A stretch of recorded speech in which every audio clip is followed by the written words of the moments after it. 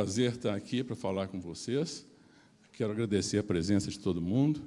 Espero que seja proveitoso. Eu vou falar um pouquinho... eu vou falar... O apontador é o de cima, né? Ele não está aparecendo muito bem, não.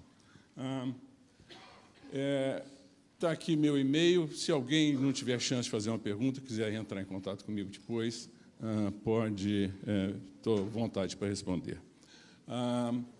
Eu vou falar aqui hoje um pouquinho diferente, eu vou repetir muita coisa que já foi falada, mas essa repetição eu acho que é boa, porque as coisas importantes são repetidas, as coisas que não são importantes não são repetidas. Mas eu vou dar a visão minha como médico, como geneticista clínico, que é uma visão diferente. Então, eu estou dando uma visão egoísta. O que o CRISPR pode fazer para mim como geneticista, para ajudar o meu paciente? Então, é uma visão do usuário, e não uma visão do fornecedor, que é o que nós tivemos até agora.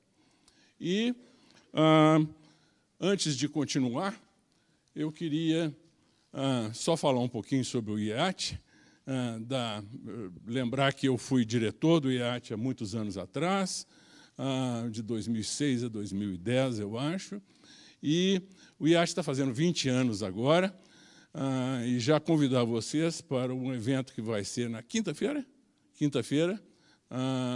que vai ser, de novo, o seminário dos residentes do IAT.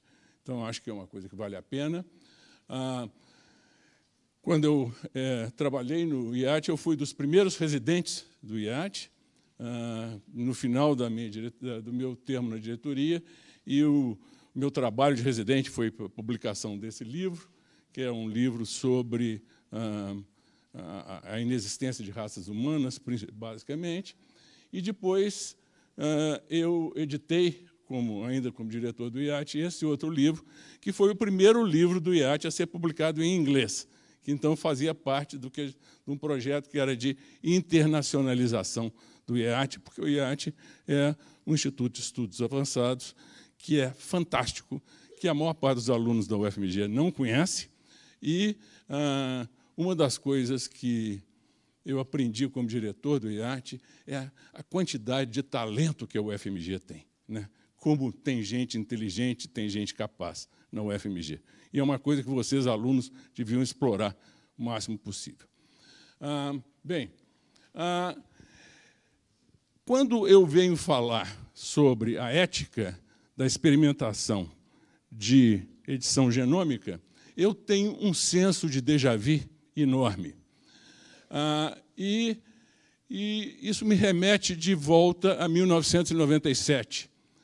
Naquela época, meu filho estava estudando, fazendo universidade nos Estados Unidos, e eu estava visitando ele lá, quando eu tive um telefonema. Eu estava no hotel, de manhã, ainda dormindo de manhã, um telefonema da imprensa brasileira que tinha saído uma notícia de que eles tinham clonado uma ovelha. E, na verdade, essa clonagem de ovelha foi e continua a ser uma coisa de grande importância, na pecuária. Mas o interesse não foi esse. Imediatamente, a imprensa transformou isso e, dias depois, aquilo foi no final de fevereiro, dias depois já saiu uma Newsweek, e a capa da Newsweek é "Nós só seríamos capazes de clonar humanos". E isso desencadeou uma discussão que durou anos, que era, realmente, nós podemos clonar humanos, nós podemos... E havia argumentos contra, que iriam criar os governos podiam criar uma raça de pessoas para serem escravos e coisas disso, como se o governo precisasse muito de criar alguma coisa nova para fazer escravos. Mas,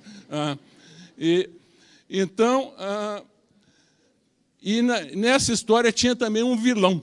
Esse vilão chamava-se Antinori, era um ginecologista, obstetra ginecologista italiano, que falou que tinha clonado um bebê. e que não ia dar o nome do bebê, não ia falar onde é que o bebê estava, e desse jeito ele teve os 5 minutos de glória dele, né? Porque estava na primeira página de todos os... Severino Antinori era o vilão dessa história. Muito bem. Em 2012, então, veio a descoberta que levou a uma nova coqueluche, que foi essa descoberta do CRISPR-Cas pela Jennifer Doudna e a Emmanuelle Charpentier, que estava, nessa época, trabalhando no laboratório da Doudna. E é interessante que, logo depois disso, elas fizeram uma revisão, e, quando você olha a revisão, ela discute aqui os possíveis usos do CRISPR-Cas, e o único uso humano é para terapia gênica. Então, elas estavam pensando em quê? Elas estavam pensando em edição genômica somática. Elas estavam pensando em CRISPR-Cas para tratamento de doenças, por edição somática. E nós todos sabemos que existem 2 tipos de terapia gênica somática. Uma, que é a mais usada, que é chamada ex vivo, que você retira as células de um indivíduo, modifica essas células e devolve. Então, obviamente, você só pode fazer isso com células do sangue ou com alguns outros tecidos especializados, ou você pode fazer edição genômica somática em vivo. E, por exemplo, um caso de terapia ex vivo, que vocês já ouviram 2 vezes hoje, estão ouvindo pela 3ª vez, é o caso das opções de tratamento de pacientes com AIDS através da remoção do receptor CCR5 dos macrófagos.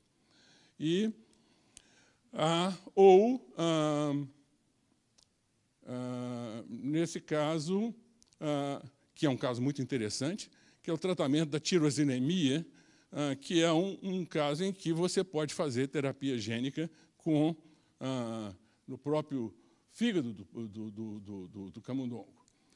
E o que já foi mostrado aqui hoje, o modelo da distrofia muscular de Duchenne em camundongo. Então, edição genômica somática é ponto tranquilo. É algo que a gente deve trabalhar, que a gente deve estudar, etc. O problema é a germinativa. Por quê? Porque a germinativa é herdável. Então, você não está fazendo uma manipulação somática. É muito importante essa diferença entre somático e germinativo. Câncer, por exemplo, é uma doença genética somática.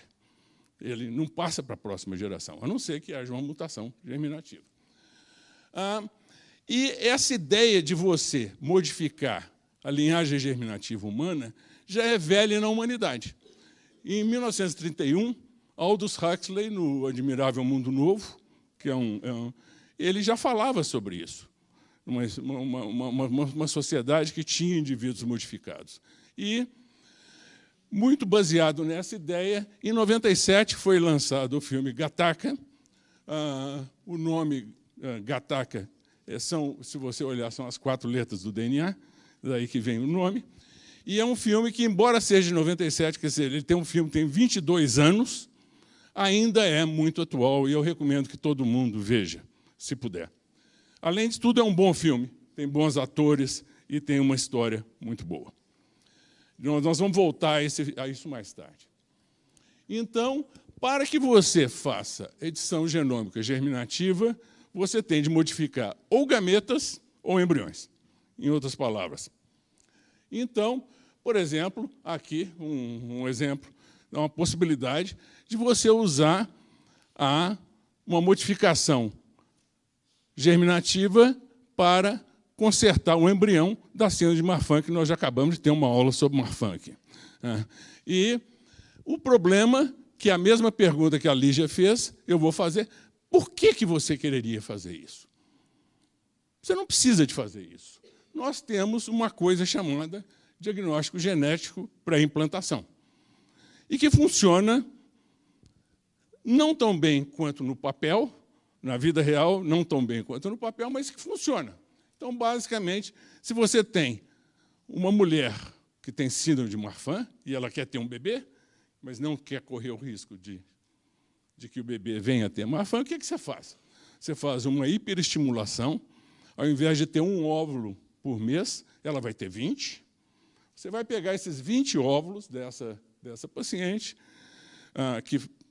e vão fertilizar numa proveta com os espermatozoides do marido dela, e aí você vai gerar 15 embriões, porque não tem 100% de rendimento, e aí você vai fazer o estudo genético de cada um desses embriões, você vai remover células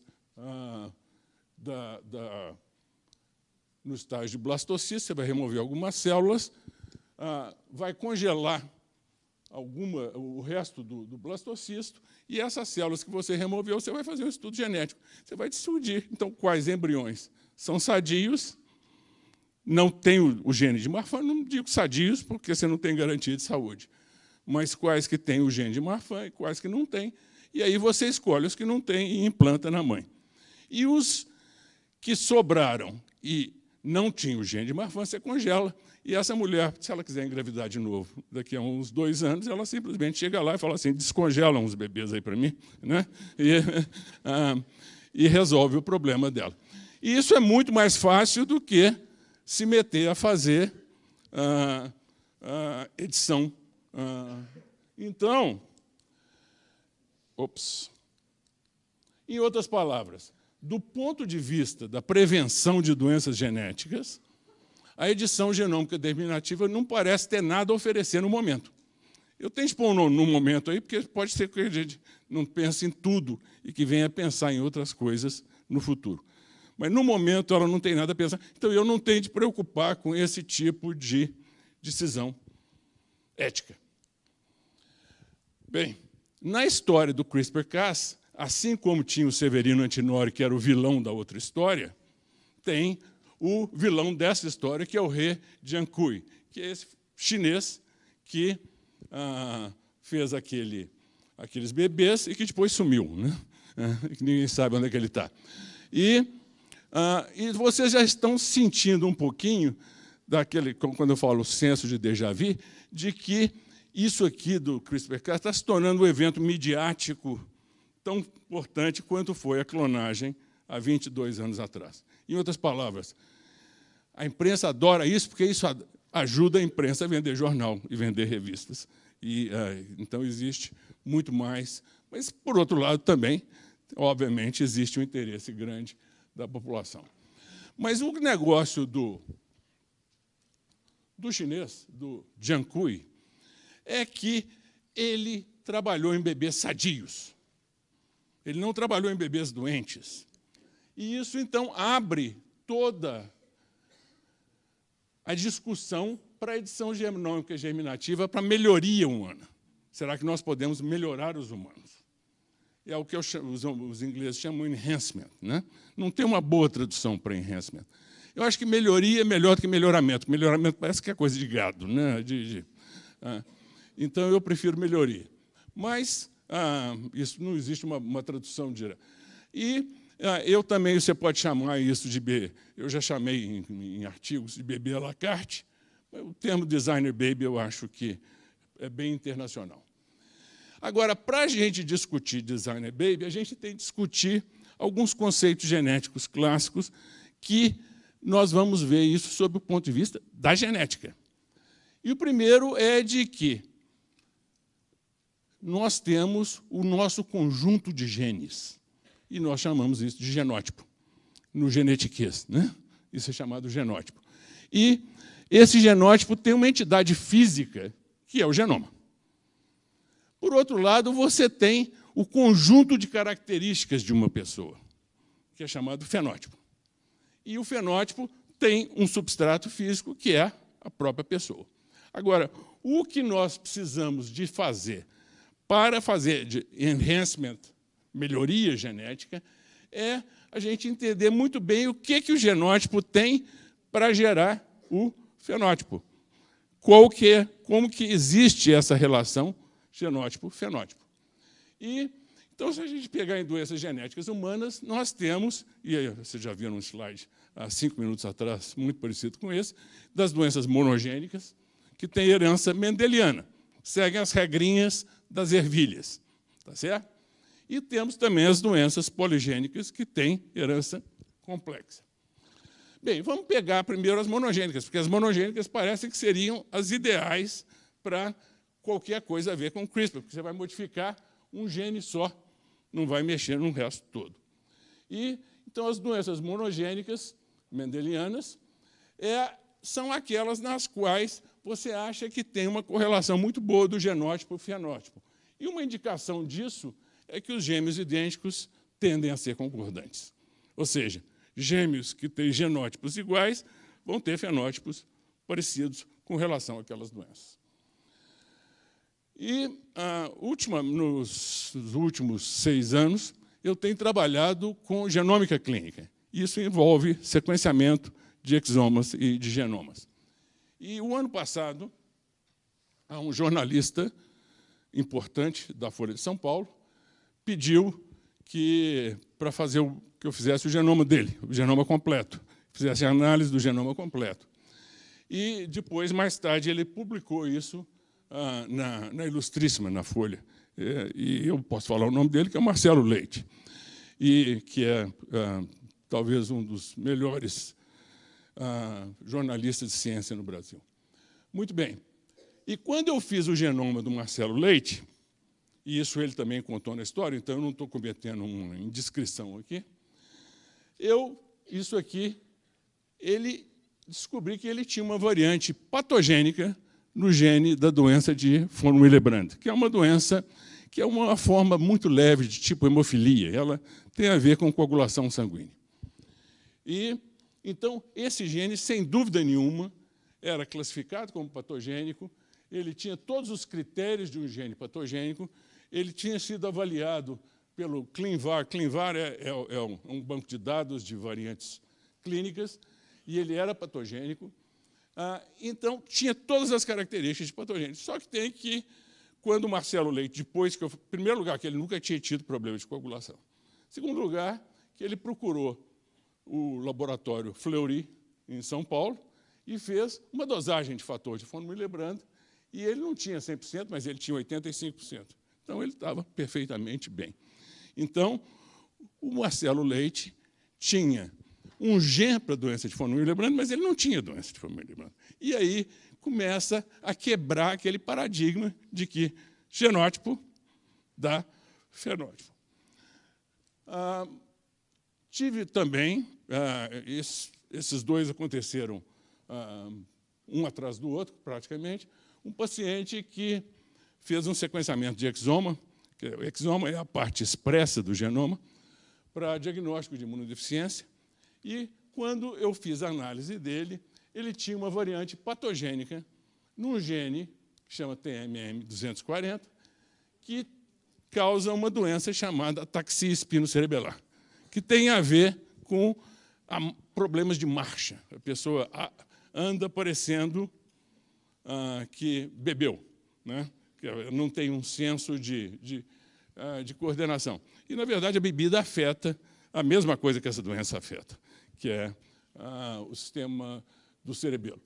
E o interessante é que esse paciente não tinha nenhum problema de marcha, e eu descobri que esse gene, essa variante, tinha sido herdada da mãe dele, que já tinha 45 ou 47 anos de idade e que nunca tinha tido problemas de marcha.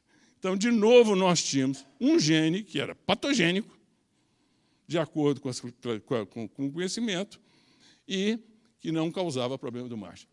Na palestra da Lígia, ela menciona um dos genes mais problemáticos nesse aspecto, que é as cardiomiopatias hipertróficas. Frequentemente, a pessoa tem a alteração genética e não tem o fenótipo. E, então, parece que algumas pessoas, e agora a gente não sabe exatamente o que está acontecendo, que elas têm algum guarda-chuva genético que permite com que elas possam ser resistentes ou refratárias a algumas mutações genéticas. Se isso for o caso, isso são outros genes. E talvez as doenças monogênicas não sejam tão monogênicas assim, dependem de outro. E esse trabalho, o pessoal da USP tem trabalhado bastante nisso, e a Maiana Zatz, inclusive, tem um modelo de cachorro que tem alguns genes podem interferir com a expressão da distrofia muscular. E, na verdade, alguns artigos têm mostrado que alguns indivíduos são realmente resistentes a doenças mendelianas da infância. Então, parece que a relação genótipo-fenótipo não é tão boa assim, mesmo nas doenças monogênicas. Quando você passa para as doenças poligênicas, aí a coisa piora. Por quê? A maioria das doenças comuns, câncer, aterosclerose, diabetes, psicoses, malformações comuns, são doenças que dependem de vários genes. Nós estamos falando, não é de vários, de 2, 3, 4, não. Dezenas, centenas de genes. E essas doenças existe uma forte influência ambiental. Em outras palavras, fatores ambientais, a maior parte dos quais nós nem temos ideia do que sejam, influenciam a expressão dessas doenças. Então, nessas doenças, gêmeos idênticos frequentemente não são concordantes. Assim, se você pegar gêmeos idênticos que tiveram, um teve câncer, o outro frequentemente não tem câncer. Então, nessas doenças, o genótipo não gera o fenótipo, mas interage com o ambiente na produção do fenótipo. E, pior ainda, não quer dizer que sempre o mesmo ambiente vai causar alteração. E existe uma coisa que a gente chama de interação genótipo-ambiente. O que vem ser interação genótipo-ambiente? 2 mais 2 dá 4, é fácil. Mas, frequentemente, você tem interações sinergísticas, com sinergia positiva, 2 mais 2 dá 5, ou sinergias negativas, 2 mais 2 dá 3. E é interessante que, na minha opinião, os estudos mais interessantes disso, que esse pessoal é muito pouco conhecido, Clausen, Keck e Rissey, fizeram esse trabalho em 1940, com uma planta. A grande vantagem da genética é essa, né? Porque os genes são o mesmo na planta, na quileia e nos humanos. Feito ali, já mostrou, é tudo ATCG. Né? Então, o que aconteceu na quileia? Eles pegaram,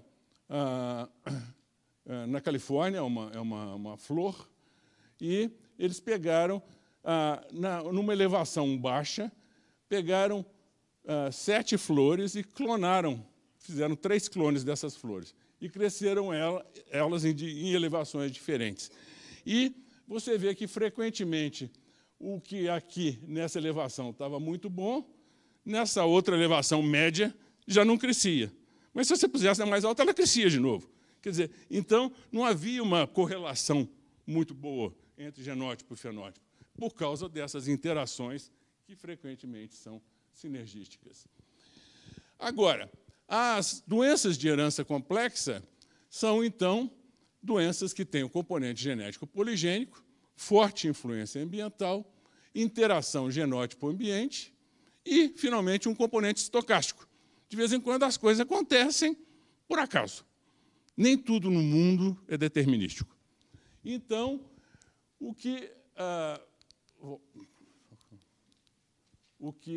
esse negócio é perigoso. Ele vai sozinho. Que nessas doenças de herança complexa, o fenótipo não pode ser previsto a partir do genótipo. O problema é que, quando vocês forem assistir o filme Gattaca, eu espero que vocês assistam, vocês vão ver que o que eles estão fazendo é exatamente isso. Eles estão prevendo o fenótipo a partir do genótipo. Por quê? Porque o Nichols, ele sabia muito bem contar uma história de ficção científica, mas ele não sabia sobre interação genética-ambiente. Então, o modelo Gattaca é um modelo da ideia da pessoa simplística com a edição genômica. Eu faço isso, eu tenho aquilo de resultado. Na verdade, você não tem, você não pode prever. Então, o cenário Gattaca, que eu chamo, é esse cenário de você modificar o embrião para gerar a criança. Então, o cenário Gattaca é baseado no conceito de que é possível prever o fenótipo a partir do genótipo, mas não é. E, pior ainda, isso nos casos de doenças de alterações poligênicas. Todas as características fenotípicas para as quais gostaríamos de fazer melhoramento genético humano, inteligência, capacidade cognitiva, capacidade atlética, beleza física, ausência de doenças comuns, etc., têm herança complexa, são poligênicas. Então, o que existe no momento atual é que a edição genômica usando CRISPR-Cas não é problemática só pelos aspectos éticos, mas pelos aspectos genéticos, de que o que estão se propondo a fazer é impossível no momento. Será que vai ser possível no futuro? Dizem que a gente nunca deve fazer muitas predições do futuro, não, senão você faz papel de bobo. Mas eu acho que não vai ser no futuro muito próximo, não, que isso vai ser resolvido. Então, existe um problema básico genético na edição, no melhoramento, na melhoria humana. Então, toda vez que a gente tem um novo dilema ético, a gente deve fazer uma análise custo-benefício. Quais que são os custos em termos de complicações e quais que são os benefícios que você vai levar daquilo. E eu acho que, nesse caso, o problema básico, independente dos custos, é que os benefícios são muito duvidosos. Eu acho que talvez a gente não possa fazer muita coisa. Então, o panorama da edição genômica germinativa, visto a partir da genética clínica, pelo menos por mim, é que, com relação à prevenção de doenças, a edição genômica não parece ter nada a oferecer no momento. Segundo, do ponto de vista do melhoramento humano, ou da melhoria humana, a edição genômica não pode prosseguir antes de resolver adequadamente o problema de previsão genótipo-fenótipo. Muito obrigado.